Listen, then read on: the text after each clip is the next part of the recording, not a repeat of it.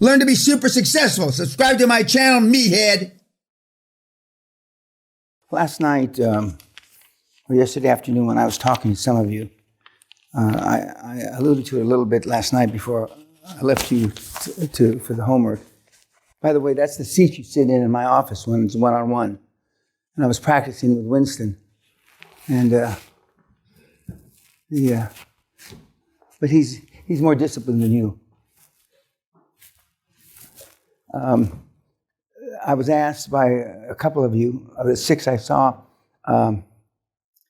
these are my words, these aren't the words of you guys. Have you always been like this? In essence. And I didn't even have to think about it. I said, yeah. And because the line of questioning, again, as I said last night, either directly or indirectly goes back to your insecurities, your lack of self-esteem, your lack of self-worth. You're going to see a jillion people that have done it, but can you perform, blah, blah, blah, blah. Okay. I could beat that to death forever. And even though I've been beating it to death for 30 years, the results aren't any different. So how far have we grown as a Homo sapien or whatever? Was Darwin wrong? I personally think Darwin was wrong, but anyway, that's I could give a whole lecture on that. And normally I get a plethora of emails about. I meant to send you this, Mr. Peña, but I've done this deal. This is my 4th deal, my 8th deal, 16th deal, 21st deal, 3rd deal, etc. And I tell you at the end of the seminar, just as I'm going to tell you right now, I'm not interested in talking to you, but I would be interested in hearing when you do your first deal. But that's the extent. And I alluded to it last night. There are no emergencies. And I told you about the girl that her mother had a heart attack here at the seminar, or well, not here at the seminar, but while she was at the seminar, and I didn't know about it till later. And then I had coffee with her a few weeks ago in Las Vegas, and I was all thrilled to death about it.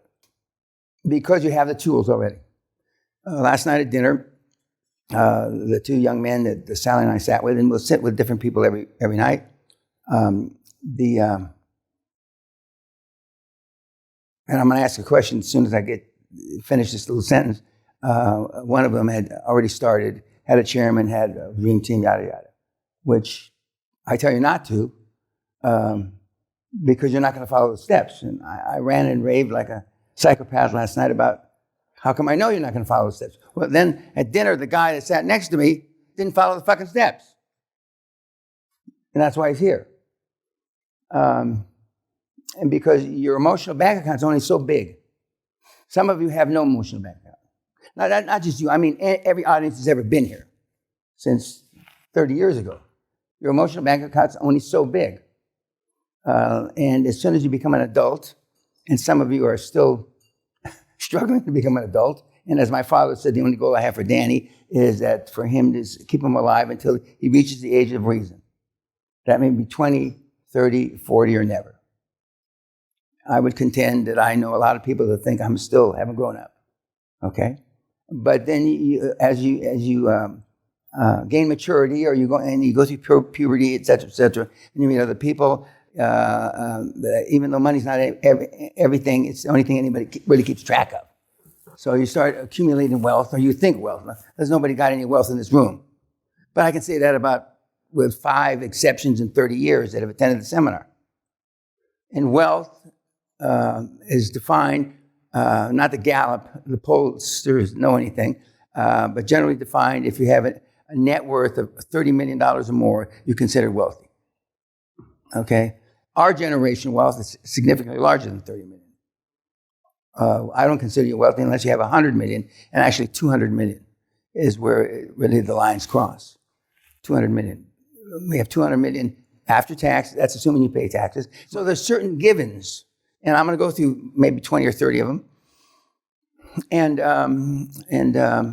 some of you, maybe not necessarily the older of you, but some of you that have been around the block, that just didn't fall off the turnip truck, will kind of believe me. And the rest of you won't until it happens to you. So the guy who was sitting to the right of me last night at dinner committed the fatal that you don't have any recourse, but one of the most obvious errors is, until you come here, is that you follow the steps kind of, and then you get down to trying to finance the fucking thing. And then you can't. Or as they say in this part of the world, you cannot. They're illiterate up here. You cannot, wouldn't, they leave letters out. And it's a throwback to the Gaelic they used to speak. Well, if you can't finance it after you've gone through all that, then you didn't do it right. There's a guy in here that's done, I think, 2 or 3 deals. Sitteth at the right hand of one of my superstars. But he's here because he heard, or not heard, I say categorically, there's nobody that's a billionaire that hasn't attended the seminar that I'm aware of. Now, there may be 5 million of them that I'm not aware of, but I know for a fact they couldn't keep their motherfucking mouth shut. And I'd know if they were billionaires. I can tell you every one of my 56 billionaires, I can tell you what shorts size they wear, the last time they came in their wife or the significant other. So I'm doubtful that there's any billionaires I don't know about other than kids that attended here, the seminar. Which brings up another subject that comes later. Dan Locke and Bruce the Whipple, about 10, 12 years ago, came back to the seminar. And they went to the seminar, they paid just like, and I've known Bruce over 30 years. I've known Dan almost 30 years. And at the end of the seminar during graduation, when you loosen up and you start talking, they both said the same thing. The only thing Dan doesn't do for you is hold you by the dick and sign your deal for you. Because when they went to the seminar, no slides, no webinars, no this, no weekly reports, nothing. All I did is kick them in their ass and tell them to go get deals done. And now, except for I'm not into holding your dick, signing the deal for you, that's the only thing that we don't do. Yet, less deals get done. Now, you've heard me pontificate about this, for those of you that say that you listen to me on YouTube, ad nauseum, right? Forever. And I wouldn't keep saying it if it wasn't so true.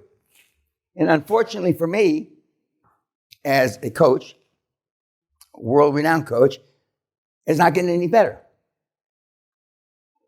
And that's because you're getting weaker. The guys in the 90s and early 2000s had some, grit. And you don't now. And I use, I've got 1,000 analogies. My favorite is, in 1986, a woman, handshake pressure was 96 pounds. A man's handshake pressure was 102 pounds.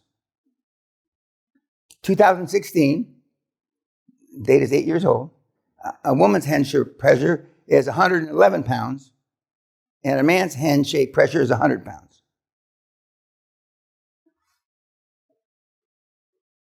How's that possible? Especially some of you fancy yourself, I won't say fitness addicts or, well, if your fitness is one of your goals, you're failing. Everybody in this fucking room. How is that possible? About 4 seminars ago, we had one young lady from the Netherlands. Her name was Amber. She sat right back about where you are. And I have a lot of analogies about big-breasted women. Blonde and big tits will get you a long way. And every time I say that, she'd stand up. She was as flat as a board.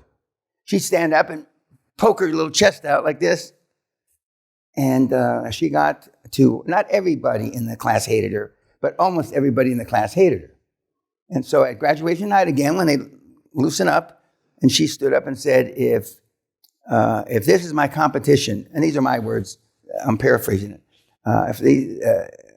if this is my competition, for you, I'd be ashamed to call yourself a man to the rest of the class.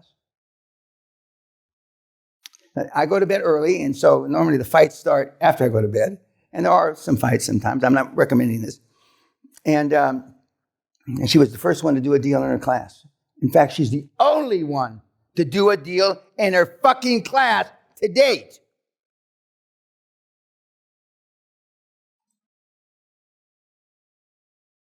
How's that possible? She's 23. She's Dutch, and she attractive girl. I had a coffee with her a couple months ago in my travels, and she asked, "Did anybody do a deal yet?" No, Amber. You think I jinxed him? No, Amber. You said what you said at the graduation night was absolutely accurate.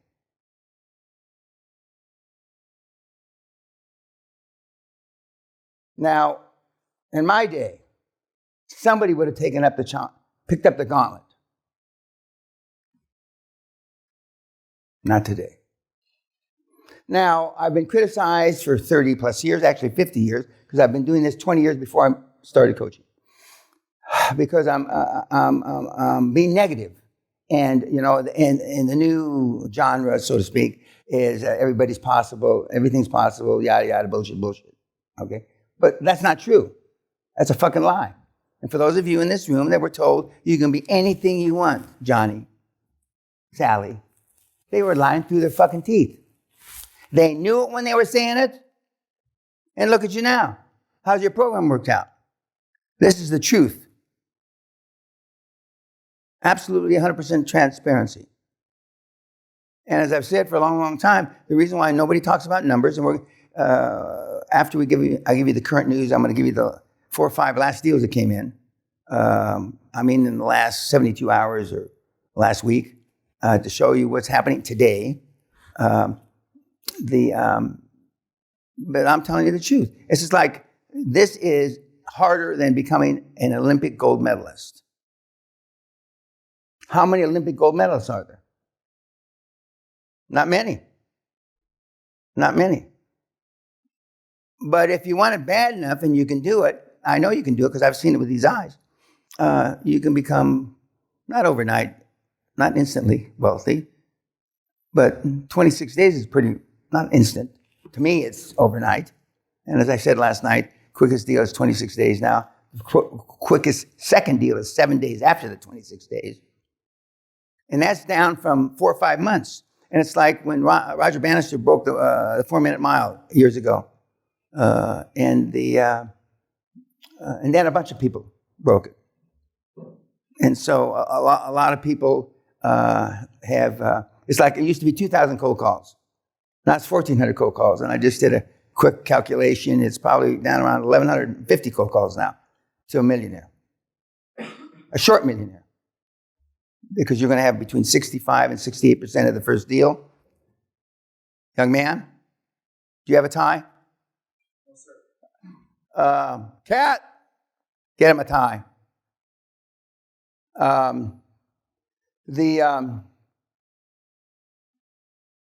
So it's getting easier. It's getting easier. Now, when I hang it up here in the next not too distant future, we're already working on a hologram to sit here. So then I don't have to look at you. At Heathrow Airport, when you go down and to get under the tubes underneath Heathrow Airport, there's an attractive woman, in the old Barbie sense, with curves, not the new Barbie. And she's talking. So I've walked through her a couple times, and so it's possible to extend the life. Because when I quit, I'm not handing the baton, or baton, as they say in this country, over to anybody. All the stuff's already free. So there's not going to be any secondary markets or tertiary market. Last night, I alluded to before I left, you saw Donald Trump Donald Trump's youngest son, Barron. And I said that, unfortunately, my kids were raised very much like that, with maybe not a platinum spoon in their mouth, but certainly a silver or a gold spoon in their mouth. And they're spoiled. They're not as spoiled as some, so I take, that's my respite. I make myself feel, I bullshit myself. Just like you bullshit yourself, I bullshit myself, and my kids aren't as bad as some of the kids I know, which means nothing really, but it soothes my ego from time to time. Comments, well, I'm going to ask the question I know the answer. Is anybody in this room raised like Barron Trump? I don't think so. Comments about how Barron was raised. Questions about how Barron was raised. Yes, sir. Seems like they're trying to prepare him for life in the spotlight. And they're getting used to media and how to properly dress. Well, I mean, Donald didn't do a bad, again, full disclosure, I know Mr. Trump from another lifetime. Donald didn't do a bad job with his kids, other than he wanted them to grow up and be just like him. And the boys, he was pretty successful. His daughter, he wasn't that successful. But those were under different wives, mothers. And his current wife, who's arguably the most elegant first lady the U.S. has ever had, added some panache. She's well-educated, speaks 7 or 8 languages, yada, yada, yada, okay? And she also was able to witness the mistakes Donald made with other wives with his other kids. So whether Barron turns out to be worth a shit or not, time will tell. But it's hard when you've been in that environment to be normal. When we lived in Texas, I was known to have the longest limo in Texas, which was true. And they used to take our kids to school every morning.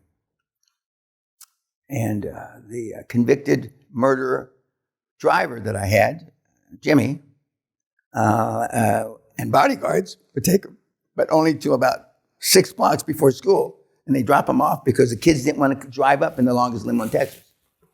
And so then Jimmy and the bodyguard would walk them to school and make sure that nothing happened to them.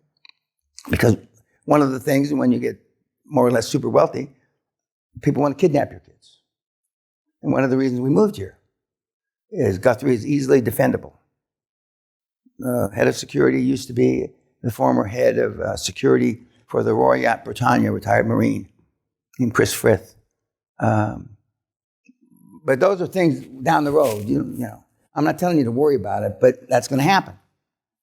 It just will. It's because it's easy. You're a soft target. Just a minute. You're a soft target because you love your kids. I don't suffer from that. So there's a whole bunch of things. Okay, the other thing you saw was what? Which I told you, I never wrote it. I tried it, I don't know, 1,000 times. It's not true, but a few hundred for sure. Didn't even come close. And some little 7-year-old dickhead came in and just, but that's my job, is to rewire you. Because that's how you think now. And for engineers, accountants, lawyers, doctors, scientists, and a few others, is very difficult to rewire. And in some cases, impossible. Doesn't mean you can't make a lot of money. But that's my job. And there's nobody better at it based on results. There may be people better at it based on lovey-dovey, that everybody, Jelly Roll, back in the 70s, there was a program called EST, which I went through, which you put you in a room and you had to stay there for several days, and you shit on the floor, there was no urinals, blah, blah, blah, okay. And then you did a jelly roll every 3 or 4 hours. Jelly roll is when everybody comes together and hugs each other, which is not dissimilar to what's going on now. And I and another guy that were at the same class, we were, single. Not every woman fucked everybody, but almost every woman fucked everybody. So it was just, so we're back to the jelly rolls now. It's like I have a slide coming up. Are you okay? Nobody's ever asked me in my almost 80 years if I'm okay.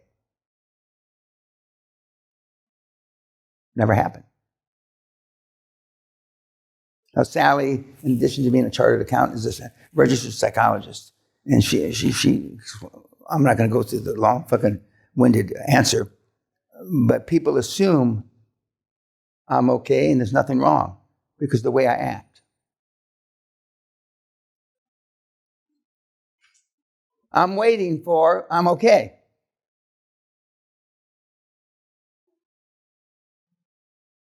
Another thing that's never happened to the high performance people I've been privileged to be around, you're doing something and it's deemed it's wrong. And you say, I'm working on it. Well, I had the privilege of knowing Steve Jobs, and I never heard him say, I'm working on it. Change can be instantaneous if you want it. The reason I didn't do drugs in the 60s, which, everybody did drugs except me and my two best friends, because my dad had sat me down when I was 14 years old in the living room of our little teeny house, and he went to his lockbox, which was never locked, and he pulled out a 8-inch 38 Smith & Wesson 8-inch barrel, and he loaded it, and he put it to the side of my head. I can still see, if I close my eyes, I can still see the bullets in the bottom 2 chambers, and he gave me his drug talk. And he said, the only cure for a motherfucking drug addict is a motherfucking bullet in your motherfucking head, and I'm the motherfucker that'll put it there. And my mother was sitting over here. She had gone around the house turning on the 2 TVs we had and the 3 radios we had, full blast, so the neighbors couldn't hear. And she was screaming and crying, Manny, you might pull the trigger and hurt him. And he says, no, if I pull the trigger, I'm going to blow his fucking brains all over the wall. And I believed my dad. Never did drugs. I did everything bad other than drugs, but I didn't do drugs. Okay, YouTube, go fuck yourself.